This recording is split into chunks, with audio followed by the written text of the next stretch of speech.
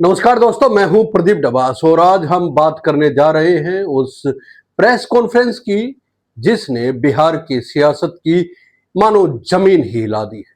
जी हां, तेजस्वी यादव होंगे महागठबंधन के सीएम फेस यानी कि मुख्यमंत्री चेहरा। ये ऐलान किया किसी और ने नहीं बल्कि कांग्रेस के दिग्गज नेता अशोक गहलोत ने। लेकिन क्या इस ऐलान से सब कुछ साफ हो गया है दोस्तों, या फिर इसके पीछे छिपा है कोई गहरा सियासी खेल? क्या तेजस्वी के चेहरे पर एकता दिखाने वाला गठबंधन भीतर से बिखरने की कगार पर पहुंच चुका है? दोस्तों, इस वीडियो में हम आपको बताएंगे कैसे एक प्रेस कॉन्फ्रेंस में बोले गए कुछ शब्दों ने बिहार की राजनीति की मानो दिशा ही बदल दी है और कुछ लोगों की चुप्पी ने ऐसे सवाल खड़े कर दिए जिनके जवाब शायद महागठबंधन के पास भी नहीं है।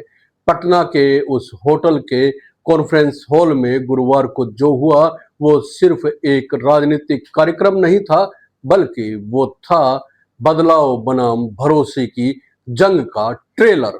मंच पर बैठे थे तेजस्वी यादव, अशोक गहलोत, दीपांकर भट्टाचार्य, मुकेश सैनी और बाकी साथी। एक तरफ एनडीए को चुनौती देने के जोश से लबरेज महागठबंधन के नेता थे और दूसरी तरफ सियासी समीकरणों से भरा एक मंच जहां हर चेहरा कुछ कह रहा था और कुछ चेहरे बिना बोले भी बहुत कुछ कह गए दोस्तों।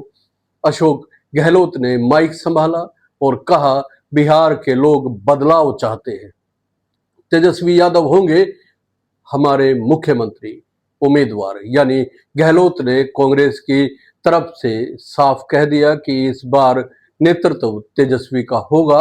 लेकिन दोस्तों, सवाल ये उठता है, क्या कांग्रेस सच में तेजस्वी के साथ मजबूती से खड़ी है या फिर ये महज एक मजबूरी कही जा सकती है? लड़ो साथ में, सोचो अलग अलग। गहलोत ने कहा कि भारतीय जनता पार्टी अब अपना मुख्यमंत्री चेहरा बताए, पर क्या गहलोत खुद अपनी पार्टी संगठन में सब कुछ ठीक बता सकते हैं? क्या बिहार कांग्रेस इस फैसले से खुश है? और अब आइए उस चुप्पी पर आते हैं दोस्तों, वो चुप्पी जो पूरे कार्यक्रम पर मानो भारी पड़ गई। कृष्णा अल्लावरू, बिहार कांग्रेस प्रभारी, जो मंच पर तो थे लेकिन मन से कहीं और ही दिख रहे थे। पूरा कार्यक्रम चला, नेता बोले, नारे लगे, संगठन के जय घोष हुए, लेकिन अल्लावरू एकदम खामोश। ना उन्होंने गहलोत के ऐलान पर कुछ कहा, ना तेजस्वी के नाम पर ताल ठोकी, बस बैठे रहे। भाव शून्य चेहरा, खाली निगाहें और एक चुप्पी जो हजार सवाल छोड़ गई। दोस्तों, राजनीति में चुप्पी हमेशा खतरनाक होती है, क्योंकि वो या तो आपकी असहमति की निशानी होती है या फिर आने वाले तूफान की दस्तक इसे समझा जाता है। तो क्या अल्लावरू को तेजस्वी का चेहरा मंजूर नहीं है? क्या कांग्रेस के भीतर ही कोई विरोध पनप रहा है, या फिर बिहार कांग्रेस को इस फैसले की भनक तक नहीं थी? याद कीजिए, कुछ हफ्ते पहले अल्लावरू ने कहा था कि कांग्रेस बी टीम नहीं, जनता की ए टीम है। लेकिन अब वही कांग्रेस तेजस्वी यादव के पीछे खड़े दिखाई दे रही है। क्या ये कांग्रेस की अपनी रणनीति है या फिर अस्तित्व बचाने की कवायद इसे कहा जाए? अब बात करते हैं उस चेहरे की जो इस गठबंधन पे नया लेकिन असरदार है, मुकेश सहनी, यानी कि सन ऑफ मल्लाह। गहलोत ने प्रेस कॉन्फ्रेंस में कहा कि मुकेश सहनी होंगे उप मुख्यमंत्री पद का चेहरा। सहनी की कहानी भी किसी फिल्मी स्क्रिप्ट से कम नहीं है दोस्तों, जरा समझने की कोशिश कीजिएगा। मुंबई में सेल्समैन से शुरू हुआ सफर, बॉलीवुड के बड़े बड़े सेट डिजाइन करना और अब बिहार की सत्ता के सेट पर सीधा डिप्टी सीएम का किरदार। लेकिन सवाल यह भी है कि क्या मुकेश सहनी की ये राजनीतिक ऊंचाई सिर्फ प्रतीकात्मक है, या महागठबंधन सच में उन्हें सत्ता में बराबर की हिस्सेदारी देगा? तेजस्वी यादव ने प्रेस कॉन्फ्रेंस में दावा किया कि बीजेपी नीतीश कुमार को दोबारा मुख्यमंत्री नहीं बनाएगी। उन्होंने कहा कि अमित शाह खुद नीतीश के नाम की घोषणा करने से बच रहे हैं, तेजस्वी ने यहां तक कहा कि यह नीतीश कुमार का आखिरी चुनाव होगा। अब जरा सोचिए दोस्तों, एक तरफ तेजस्वी नीतीश के राजनीतिक अंत की भविष्यवाणी कर रहे हैं, तो दूसरी तरफ खुद अपने गठबंधन में एक ऐसा चेहरा है जो भविष्य का दावा करते हुए भी भीतर से असहज दिखता है। तो क्या महागठबंधन का इंडिया ब्लॉक सिर्फ नाम का ब्लॉक है, या भीतर से भी ब्लॉक इन डिवीजन बन चुका है? और दोस्तों, अब गहलोत ने जो कहा कि गठबंधन पूरी तरह से एकजुट है, तो वही लाइन थी जो हर चुनाव से पहले हर पार्टी बोलती है, हर गठबंधन बोलता है। लेकिन सवाल ये है, अगर सब कुछ एकजुट है दोस्तों, तो दोस्ताना मुकाबला क्यों हो रहा है? अगर साथ है तो 243 में से 12 सीटों पर भिड़ंत क्यों है दोनों पार्टियों के बीच में? गहलोत ने कहा कि 5 से 7 सीटों का मामला है, स्थानीय समीकरणों के कारण। लेकिन राजनीतिक जानकार कह रहे हैं ये सिर्फ स्थानीय नहीं, मानसिक समीकरणों का भी टकराव है दोस्तों, जहां हर पार्टी खुद को बड़ा दिखाना चाहती है और सीटें कम मिलने पर गठबंधन का विकास से विवाद बनना तय है।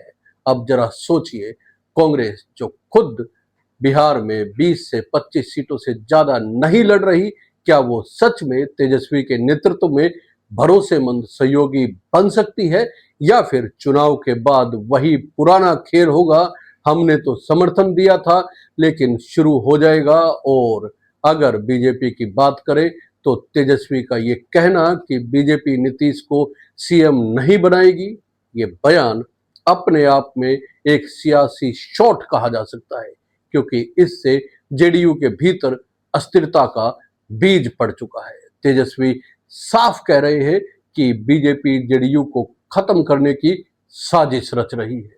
तो सवाल है, क्या जेडीयू अब बीजेपी की छतरी के नीचे टिक पाएगी, या फिर वही छतरी उसे धूप में छोड़ देगी?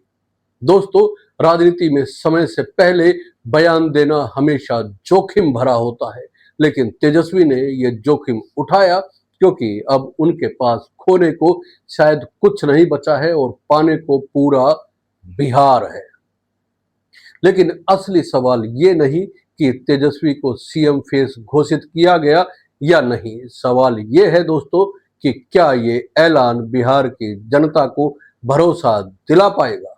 क्या जनता इस गठबंधन को बदलाव की उम्मीद मानकर वोट देगी, या फिर इसे भी पुराने चेहरों का नया पैकेजिंग समझकर खारिज कर देगी? आप बताइए दोस्तों, क्या तेजस्वी यादव बिहार की अगली पीढ़ी का चेहरा बन पाएंगे? क्या गहलोत का ये ऐलान कांग्रेस के लिए वरदान साबित होगा या अभिशाप? और सबसे बड़ा सवाल ये है, क्या इस महागठबंधन की नाव सच में किनारे पहुंच पाएगी, या फिर शुरू होने से पहले ही बीच धारा में पलट जाएगी? कमेंट करके जरूर बताइए आपकी राय इस राजनीतिक जोड़ी के बारे में क्या है। और आखिर में बस इतना ही कहना चाहेंगे दोस्तों कि बिहार की राजनीति में हर फैसला एक संकेत होता है, और हर संकेत अपने आप में एक नया सवाल लेकर आता है। गहलोत का तेजस्वी को सीएम फेस घोषित करना भले ही एकता का प्रतीक दिखे, लेकिन अगर कांग्रेस के भीतर दरारें नहीं भरी गई तो ये ऐलान ही आने वाले दिनों में सबसे बड़ी दरार साबित हो सकता है।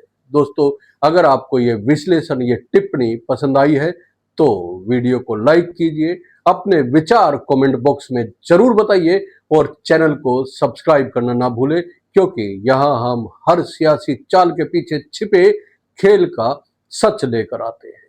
तो बिहार की राजनीति से जुड़े तमाम अपडेट्स के लिए जुड़े रहिए हमारे साथ। जय हिंद, नमस्कार दोस्तों।